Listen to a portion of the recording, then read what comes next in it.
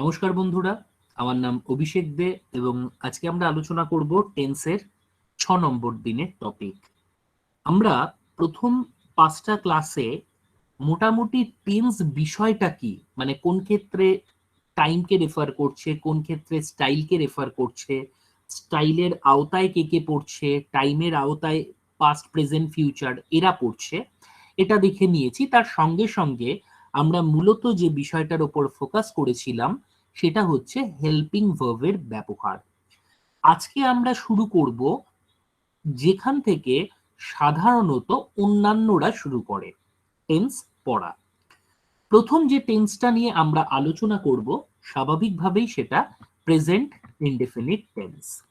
সবার প্রথম একটা জিনিস আমাদেরকে বুঝে নিতে হবে, আমরা যদি এই ইন শব্দটাকে বাদ দিই তাহলে আমরা পাবো ডেফিনিট। প্রেজেন্ট মানে আমরা বর্তমান বুঝতে পারছি, তাহলে ডেফিনিট বা ইনডেফিনিট মানেটা কি এবং এই নামকরণটাই বা কেন প্রযোজ্য হলো। স্বাভাবিকভাবে দেখো, আমরা ডেফিনিট শব্দের অর্থ কি জানি? ডেফিনিট বলতে আমরা বুঝি কোনো কিছু নির্দিষ্ট, কিন্তু প্রেজেন্ট ইনডেফিনিট নামটায় ইন শব্দটা প্রেফিক্স হিসেবে যোগ করা হয়েছে অনির্দিষ্ট এটাকে বোঝানোর জন্য। অর্থাৎ ঘটনাটা আমরা যদিও প্রেজেন্টে ব্যক্ত করছি, কিন্তু এই মুহূর্তে, প্রেজেন্টের এই মুহূর্তেই যে ঘটনাটা ঘটছে সেটা ডেফিনিট করে বলা যায় না। বিষয়টা কিরকম? ধরো আমি বললাম আমি ভাত খাই, তাহলে আমার কাছে বর্তমান মুহূর্ত কোনটা? আমি ধরো এই মুহূর্তে 11টা 20-তে এই ক্লাসটা রেকর্ড করছি এবং তখন আমায় কেউ জিজ্ঞেস করলো তুই কি খাস, আমি বললাম আমি ভাত খাই। আমার কাছে প্রেজেন্ট হচ্ছে এই 11টা বেজে 20 মিনিট, কিন্তু সেই মুহূর্তে আমি কি ভাত খাচ্ছি? খাচ্ছি কিন্তু না। অর্থাৎ আমি ভাত খাই এই কথাটার মধ্যে অতীত, বর্তমান এবং ভবিষ্যৎ তালগোল পাকিয়ে থাকে। কিরকম? আমি কিসের বেসিসে বললাম যে আমি ভাত খাই? কারণ এর আগেও আমি খেয়েছি, আমি হয়তো এখনো খাচ্ছি, আবার ভবিষ্যতেও হয়তো বা খাবো। অর্থাৎ অতীত, বর্তমান, ভবিষ্যৎ একটা সমকোণে বা সমরেখায় চলে আসে। তুমি ডেফিনিট করে বলতে পারছো না যে এটা এই মুহূর্তের ঘটনা। স্বাভাবিকভাবে আমরা বলতে পারি এর নাম ইনডেফিনিট হয়েছে কারণ সময়ের কোন বিশেষ পরতে এই ঘটনাটা ঘটছে সেটা নির্দিষ্ট বা ডেফিনিট ভাবে বলা যায় না। এবার আমরা যখন এইটুকুনি বুঝে নিলাম, স্বাভাবিকভাবেই আমরা দেখে নেব এর ভার্ব ফর্ম। আমরা জানি প্রেজেন্ট ইনডেফিনিটে আমরা ভার্বের ফার্স্ট ফর্ম ব্যবহার করি। ফার্স্ট ফর্ম মানে কি? Present form. আচ্ছা, আমি যখন বলছি যে আমরা ভার্বের প্রেজেন্ট ফর্ম ব্যবহার করি, তাহলে প্রেজেন্ট কার অংশ? প্রেজেন্ট স্বাভাবিকভাবেই তোমার সময়ের অংশ। প্রথম দিনের ভিডিওতে আমরা দেখেছিলাম টাইমকে 3 ভাগে ভাগ করা যায়, পাস্ট, প্রেজেন্ট এবং ফিউচার। তাহলে ভি1টাকে যদি আমরা প্রেজেন্ট ফর্ম বলি, তাহলে স্বাভাবিকভাবে সে একটা সুনির্দিষ্ট টাইমকে বোঝাচ্ছে, প্রেজেন্টকে বোঝাচ্ছে। এইবার বিষয়টা কি? এইবার বিষয়টা হচ্ছে যেহেতু ভি1 ফর্ম ব্যবহার করে আমরা প্রেজেন্ট ফর্ম বলি, ভি1 ফর্মটাকে আমরা যেহেতু প্রেজেন্ট ফর্ম বলি, তো স্বাভাবিকভাবেই টাইমের দিক থেকে এটা প্রেজেন্ট হয়ে যায় এবং ভি1 শব্দটা নিজেই ক্যাপাবেল তার সময়টাকে বোঝানোর জন্য, যে ঘটনাটা প্রেজেন্টে ঘটা। এটার সাথে আমার পূর্ববর্তী কথার একটু বৈপরীত্য তোমাদের লাগতে পারে, যে স্যার একটু আগেই আপনি বললেন যে সময়ের কোন জায়গায় হচ্ছে সেটা আমি বুঝতে পারছি না, তাই জন্যই তো ইনডেফিনিট, তাই জন্যই এটার নাম ইনডেফিনিট। আমি এখন যে বললাম যে প্রেজেন্টে হচ্ছে, তার তাৎপর্য হচ্ছে যে ভি1 ফর্মটাকে আমরা প্রেজেন্ট ফর্ম বলি। বলা ভালো ভার্বের ওই ফর্মটাকে আমরা প্রেজেন্ট বলি। যেহেতু ওই সারণীতে ওটা 1 নম্বর আছে, তাই কেউ কেউ এটাকে V1 বলে। এর আসল নাম কিন্তু প্রেজেন্ট। এবার বুঝে দেখো, আমি কোনো সেন্টেন্সে V1 ব্যবহার করছি, তার মানে সে তো নিজেই টাইমকে বুঝিয়ে দিচ্ছে, কারণ V1 মানেই হচ্ছে প্রেজেন্ট। তাহলে সময় বোঝানোর জন্য আলাদা করে আর কি হেল্পিং ভার্বের দরকার হবে? হেল্পিং ভার্ব আমরা কেন ব্যবহার করি? হেল্পিং ভার্ব আমরা ব্যবহার করি টাইমকে বোঝানোর জন্য। কিন্তু যখন আমি ভার্বের ফার্স্ট ফর্ম ব্যবহার করছি, সেই ভার্বের প্রেজেন্ট ফর্ম বা V1 ফর্ম সে নিজেই টাইমকে বুঝিয়ে দিচ্ছে, এই জন্য আমার আলাদা করে আর কোনো হেল্পিং ভার্বের দরকার পড়ে না। এটাই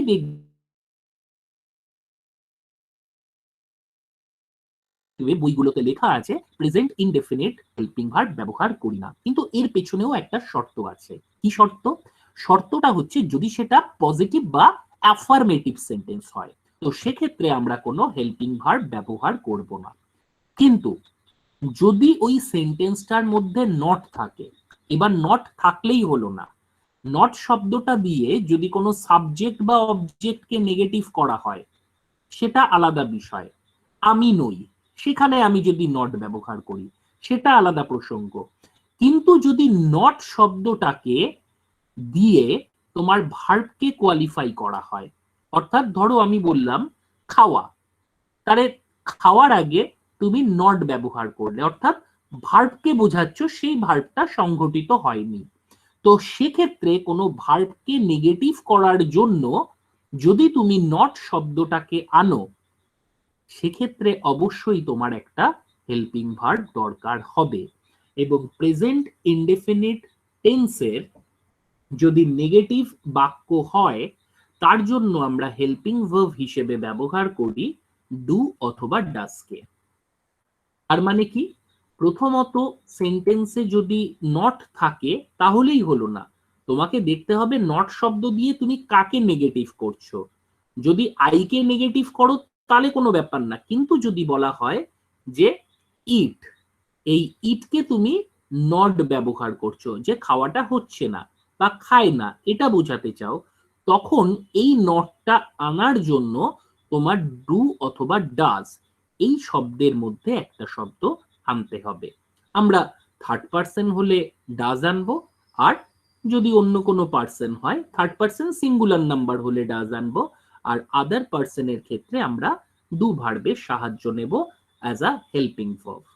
আমরা প্রাথমিকভাবে দেখে নিই প্রেজেন্ট ইনডেফিনিট টেন্সের স্ট্রাকচারটা কি।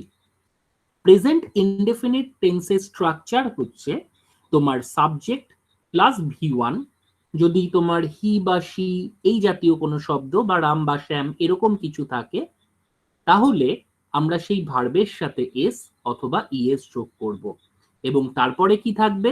তোমার অবজেক্ট থাকবে। এবার দেখো, অবজেক্ট যে থাকবেই এমন কেউ মাথার দিব্যি দেয়নি, অবজেক্ট নাও থাকতে পারে। ভার্বটা যদি তোমার ইনট্রানজিটিভ ভার্ব হয়, তাহলে এখানে অবজেক্ট থাকবে না, আদার্স কিছু থাকবে, অ্যাডভার্ব থাকতে পারে, ইনফ্যাক্ট কিছু নাও থাকতে পারে। আমি যদি খুব ছোট করে একটা এক্সাম্পল দিই, আমি যদি বলি সাবজেক্ট হিসেবে আমি নিলাম আই, এবং আমি যাচ্ছি, যাওয়ার জন্য আমি ব্যবহার করলাম গো, তাহলে এটাও একটা সেন্টেন্স হলো, আই গো। তাহলে গো শব্দটা কি? তোমার ভার্বের ফার্স্ট ফর্ম বা প্রেজেন্ট ফর্ম।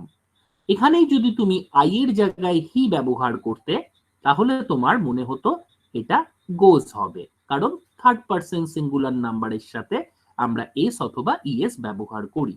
এটাকে একটা আমরা কনভেনশনের মতো করে দিয়েছি, আসলে এর পেছনে কোনো লজিক নেই যে থার্ড পার্সন সিঙ্গুলার নাম্বার বলেই এস বা ইএস। স্বাভাবিকভাবে দেখো, তুমি যদি কোনো বিদেশিকে জিজ্ঞেস করো, তো সে স্বাভাবিকভাবে একটাই কথা বলবে যে হি এর পরে গোজ হয়, এটাই নিয়ম। আমরা বাংলাতেও তো তাই করি। ভেবে দেখো, আমরা কি বলি? আমি খাই, তুমি খাও, সে খায়। একই রকম ভাবে আমি যাই, তুমি যাও, সে যায়। এবার এটাকে যদি কেউ এইভাবে পড়ায় যে আমি থাকলে ভার্বের সাথে ই যুক্ত হবে, তুমি থাকলে ও যুক্ত হবে, এবং প্রথম পুরুষের সাথে অন্তঃস্থ যুক্ত হবে, সেটা খুব বোকা বোকা ব্যাপার। প্রত্যেকটা ভাষাতেই তোমার সাবজেক্ট অনুযায়ী ভার্বের কিছু না কিছু চেঞ্জ আসে। তো স্বাভাবিকভাবে এটাকে আমরা একদম প্রচলিত নিয়মই বলে নেব, কারণ আমরা আস্তে আস্তে যা বলি, আমরা যেগুলো প্রচলিত করি, পরবর্তীকালে ব্যাকরণ কিন্তু সেগুলোকে গ্রহণ করে। এরকম নয় যে আগে ব্যাকরণ সৃষ্টি হয়েছে তারপর ভাষা সৃষ্টি হয়েছে। অর্থাৎ প্রথমে তোমার ভাষা জন্মেছে, তারপর সেগুলোর মধ্যে কি সামঞ্জস্যতা রয়েছে বা সিমেট্রি রয়েছে সেটা দেখে গ্রামারের রুল বানানো হয়েছে। তো প্রসঙ্গান্তরে চলে যাই, আমরা ফিরে আসি যে টপিকটা করছিলাম। এইবার ধরো কোনো সেন্টেন্সে আমি ব্যবহার করলাম নেগেটিভ, তো সেক্ষেত্রে আমাকে এখানে নট আনতে হলো। তাহলে নট আনার জন্য আমার কি করলাম, ধরো আমি এখানে আই লিখলাম, আর এখানে ভার্বটা আমি লিখেছিলাম যেমন গো, তেমন গোই লিখলাম। কিন্তু এই গোয়ের আগে আমি কি করতে চাইছি, নট ব্যবহার করতে চাইছি। প্রত্যেকেরই জানা জিনিস, কিন্তু এরপর একটা নতুন কনসেপ্ট তোমাদেরকে দেব, সেটার জন্যই আমি এটা ব্যাখ্যা করছি। আই নট গো, আমরা কি জানি, এই নট শব্দটা তোমার ভার্বকে নেগেটিভ করছে। তাহলে যখন কোনো নট দিয়ে আমি ভার্বকে নেগেটিভ করব বা ভার্বটা হচ্ছে না এটা বোঝাবো, তখন আমার হেল্পিং ভার্ব দরকার। এবং ইনডেফিনিট টেন্সে আমরা হেল্পিং ভার্ব ব্যবহার করব ডু অথবা ডাজ।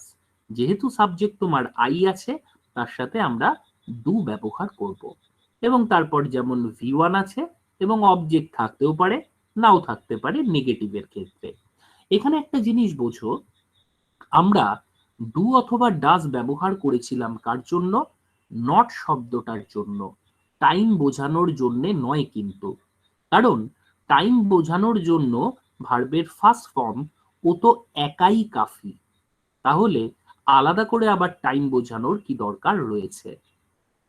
এইখান থেকেই শুরু হবে একটা সমস্যা, যে এই যে সেন্টেন্সটা আমি লিখলাম, এই সেন্টেন্সটায় যে প্রেজেন্টে ঘটছে সেটা কোন শব্দ দিয়ে বোঝানো হবে, এই ভি1 ফর্ম দিয়ে নাকি ডু অথবা ডাজ দিয়ে।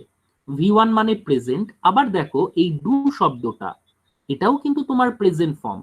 কারণ তোমরা যদি একটু আগের স্লাইডগুলো দেখে নাও, তাহলে তোমাদের কাছে ক্লিয়ার হবে যে ডু শব্দটাকেও আমরা ভার্বের ফার্স্ট ফর্ম মানে প্রেজেন্ট ফর্ম হিসেবে ব্যবহার করে থাকি। তাহলে এখানে একটা জটিল প্রশ্নের জন্ম নিচ্ছে যে এই সেন্টেন্সের ক্ষেত্রে টাইমটা কে বোঝাচ্ছে, হেল্পিং ভার্ব নাকি মেইন ভার্ব।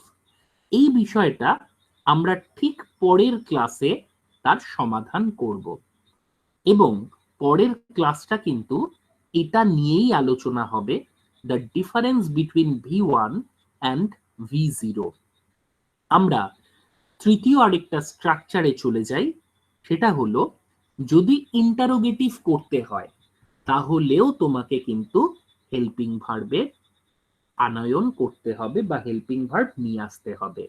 অর্থাৎ তুমি যদি এরকম একটা সেন্টেন্স করতে চাও যেখানে ইন্টারোগেশন বা ইন্টারোগেটিভ প্রশ্নবোধক হবে, তো সেক্ষেত্রে তোমাকে সাবজেক্টের আগে ভার্বকে বসাতে হবে বা প্লেস করতে হবে।